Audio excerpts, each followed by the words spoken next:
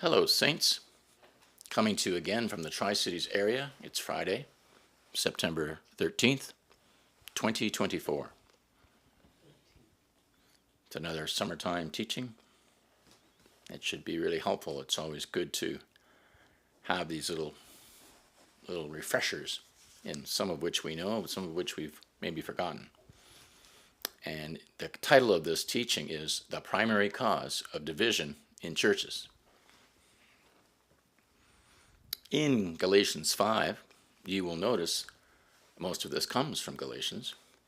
What was the problem with the Galatians? Carnality and legalism.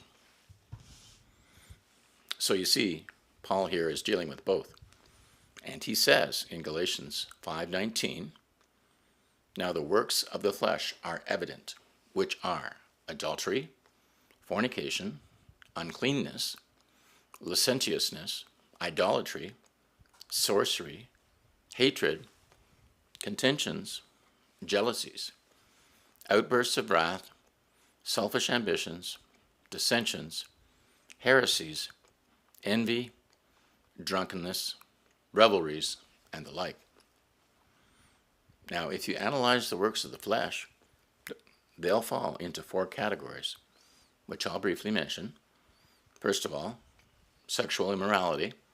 That is adultery, fornication, uncleanness, and licentiousness. Most people think that's what the works of the flesh are. They do not think there's any other area that needs to be dealt with. Actually, that is by no means the greatest problem. The next area is the occult, idolatry, and sorcery, or the old King James says, witchcraft. That's work of the flesh. But when the flesh indulges in it, it becomes demonic. But the initial motivation for idolatry and witchcraft is the fleshly nature, and witchcraft is humanity's way of controlling people and getting them to do what you want. Any attempt to control others is the beginning of witchcraft.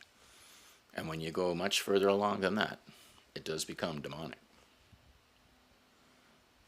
So that's the second category.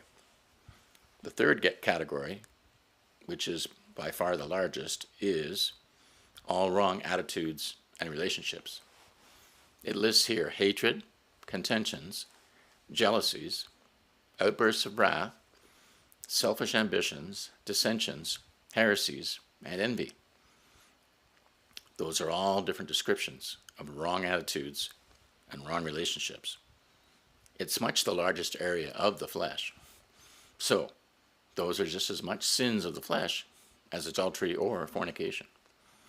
But you see, basically speaking, religious people condone those, whereas they are strictly against sexual immorality. And then the final is what is called sensual self-indulgence, drunkenness, revelries, and the like. But they're all different expressions of our fleshly nature, and they all have to be dealt with. 1 Corinthians 3, Paul pinpoints the cause of divisions in the church. So, 1 Corinthians chapter 3.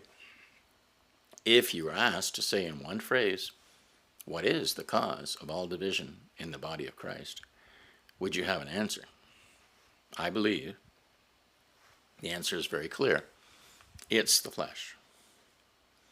All divisions go back to the carnal nature. And until that's dealt with, we'll always have division in the body. 1 Corinthians 3, verses 3 and 4.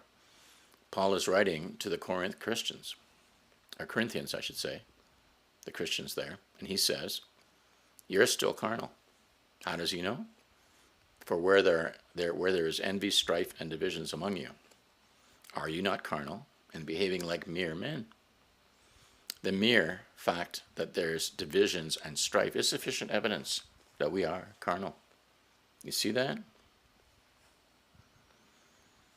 Then Paul says, how do I know it? Some of you say, I am of Paul, and others, I am of Apollos. As long as you are divided by following certain human leaders rather than Christ, you're carnal. Many have heard theologians from the old line denominations say the Corinthian Christians were carnal because they spoke so much in tongues. That is not what Paul says. He says you are carnal because you are following human leaders rather than following Christ. And he didn't say it's all right to be following Paul, but not all right to be following Apollos. He said whoever you follow. So you see, people who say, I am of Luther, or I am of Wesley, or I am of Calvin, if they make that their first commitment, they come under this category. A lot of people think theology is the cause of division. It's predominantly not. It's carnality. Of course, a lot of theology is used carnally, but the root cause of division in the body of Christ is the flesh. And the only solution is the cross. For that, let's look at Romans 12, 1 and 2 in the Amplified Classic. I beseech you, therefore, brethren, by the mercies of God, that ye present your bodies a living sacrifice, holy, acceptable unto God, which is your reasonable service.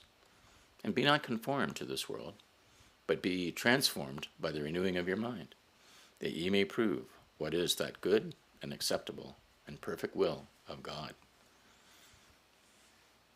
That's really good, isn't it, saints? Really clear. Sort of says it all.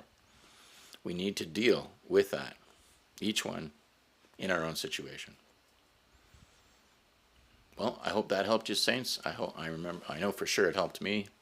It refreshed some things in my mind as to how God thinks about things in that area especially. So, shalom, shalom. Until next time, saints.